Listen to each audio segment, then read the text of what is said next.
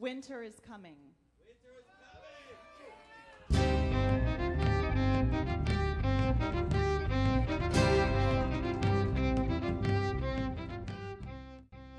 Hey, it's Kat, and I'm back because what once was will be again. I got my thinking cap on so we can use history, mythology, and a little bit of astrology to divine the mysteries of the Game of Thrones.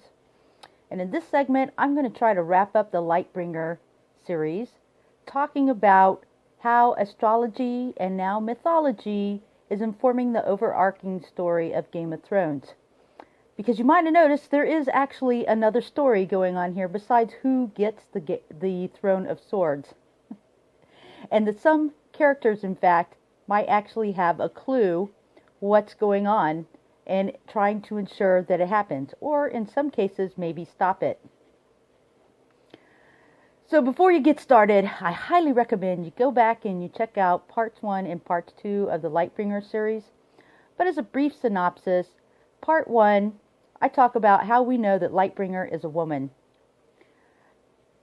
And first of all, number 1, it's that 7-pointed star that's rising above the Iron Throne of Swords. That is the sign of Venus the star. Venus the star in Latin is Lucifer, and that means Lightbringer. And it is called Lightbringer because Venus the star has two aspects in the night sky. First, as the evening star, that's the first star that rises in the night and heralds the coming of the moon. And second, as the morning star that heralds the coming of the sun. Thus she's Lightbringer. And that this 7-pointed star and the star Venus has been associated with the goddess aspect for about time immemorial. So it's telling you that Lightbringer is in fact a woman. There might be a sword involved, but there's definitely a woman. Now, part 2, I confirmed that it's Daenerys. And a lot of people have kind of come to this conclusion already because the story about the fiery sword, and she has dragons, and, you know, how does the swords get made? Valyrian swords get made with dragon fire, blah, blah, blah. How's it going to light on fire? But in fact, in part 2, I talk about the other part of the story that's actually informing a lot of things that are going on.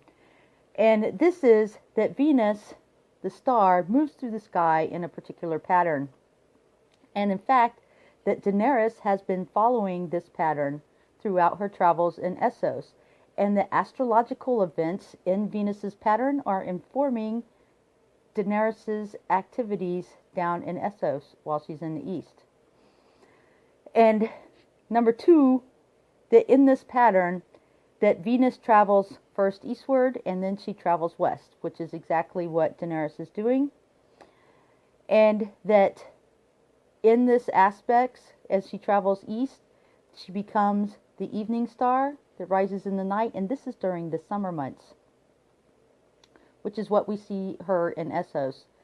And in her second aspect as the morning star, this is during the winter. So right, winter is coming. Winter is coming. So I give you some details over there about how you could see the astrological events corresponding with things that Daenerys is doing. So I totally think you should check that out. In the meantime, before I get started with the mythology, I really want to talk about the other 2 things that I didn't mention in this story. So, the number 13. Venus actually travels around the sun 13 times to Earth's 8. And on the 13th time, she is said to impact events on Earth more than any other time. So you might remember the story of the Night's King, where he was the 13th Knights Commander, and he saw this woman with white skin like the moon and eyes like the stars. And he fell in love, and he gave her his seed, and thus giving her his soul. And they ruled as the Night's King and Queen for 13 years before somebody came and broke them up. So that's important to the mythology we're going to discuss shortly. But the other aspect of this, in fact, as Venus moves through the night sky in this infinity pattern, that as Earth and Venus moves around the sun, This infinity pattern changes ever so slightly, and it creates a flower pattern. And you can see that flower pattern right in the center of that 7-pointed star that's rising above the throne. So that just brings it all together and reconfirms that in fact it's about the star Venus, and Venus is a woman. Okay, so let's get down to the second part of this segment, where we talk about how astrology and mythology go together and are in fact informing the story of the Game of Thrones. So even ancient man could observe the patterns of the stars in the sky, and he could tell that these coincided with events down on Earth, like the changing of the seasons or the movements of the tides, and he used these movements to tell time, when it was time to plant, when it was time to harvest, and even when it was time to war, because occasionally Venus came in line with the planet Mars, which is the god of war. Okay, so as he noticed these things, he began to believe that the stars actually ruled men on earth. So he gave them names and called them deities. In the east, where Venus rises as the evening star, she was called Astarte.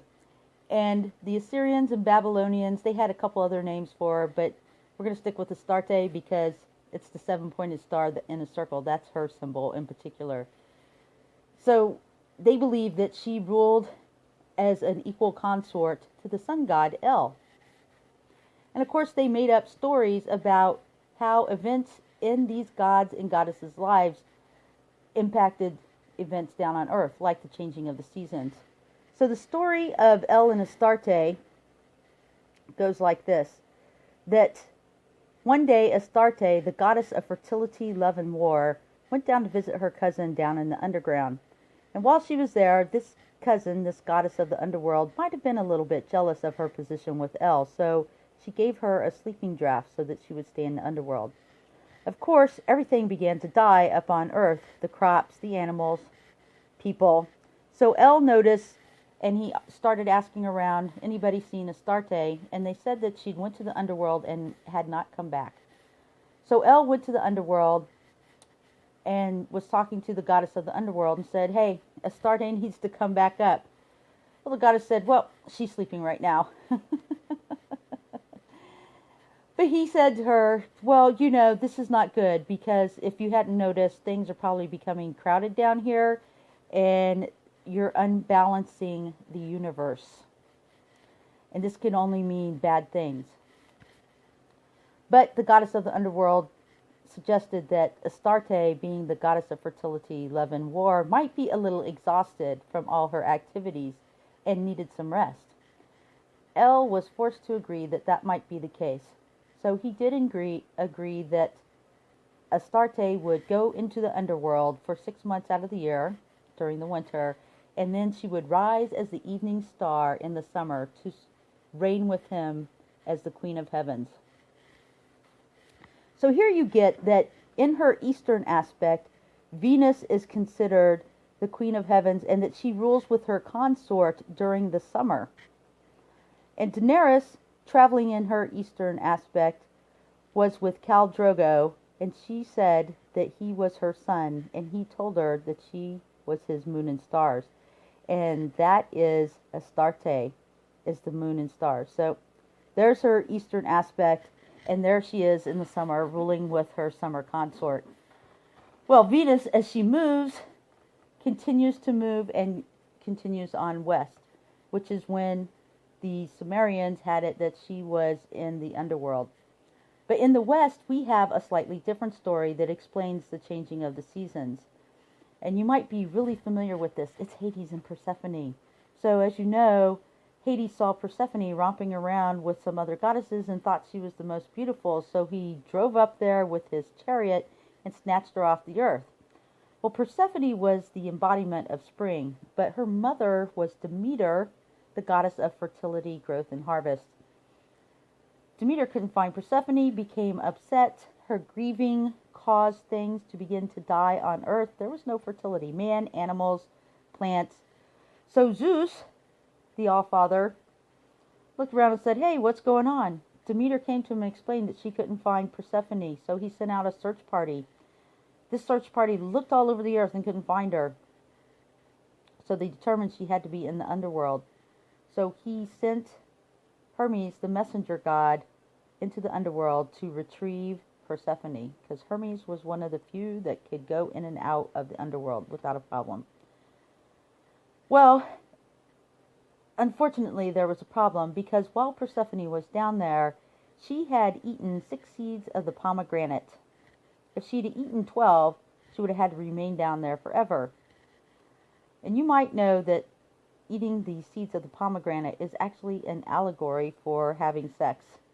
So apparently she and Hades got busy at least 6 times. But Zeus said she had to come up because everything was dying, and didn't he notice that it was getting crowded down there and he was unbalancing the world? So Hades had to agree, though Persephone was half of the domain of the underworld, that she could return for 6 months out of the year during the spring and the summer. But then she had to come back down for the other 6 months of the year, where she ruled as his consort during the winter months. So now you understand that this is Venus, or Astarte, or whichever goddess you want to go with. Venus the star, traveling into the west, rises as the morning star during the winter months, and she rules in that aspect with a darker lord. Now, you may have noticed this dude, Jon Snow, who's all broody and gloomy and dark, and everywhere he goes it's broody, gloomy, and dark and cold. So pretty obviously, he is going to be her consort in the west. But we have to recognize that just like Venus traveling from the east to the west and then to the east again, and how Daenerys had to leave her sun god Khal Drogo and return to the west, that eventually she has to leave her western consort, the Dark Lord, and return back to the east during the summer. So this could be either she leaves or possibly she dies. But don't worry, because this is about the infinite cycle of the stars and the infinite cycle of life and rebirth. So she will rise again somewhere in the east in conjunction with the sun, before rising again to be the evening star during the summertime. So there you go. This is the mythology, and this is what Daenerys and Jon Snow have been doing this whole time. So if you look up the stories about Ellen, Astarte, Persephone, and Hades, you might get some other details about what's going on. And I totally suggest looking up the observations of the movements of Venus, because there are other things that happen in her astrological path that have actually been informing Daenerys' character down on Earth. For instance, when she's in alignment with Jupiter, who is the father, the star that's considered the father, she is considered the mother. And we saw this little event where she was Misa, the mother. So there's a bunch of other ones. Check out part 1, do part 2. And finally, there's a lot of people that may know or may not know, but are helping them along the way get to where they need to go, because it has to happen. If it does not happen, then actually bad things happen. Everybody thinks that winter is coming as a bad thing, but maybe it's actually a good thing, because if it don't, bad voodoo. Check out Azor Ahai, because this is everybody. Azor Ahai is Azor, the helper of God, and Ahai, the sage. And everybody's been helping them along the way. And there's probably a few people who actually know what's going on and are trying to impact it, good or bad. Tell me what you think. Hit the like button. I'll talk to you later.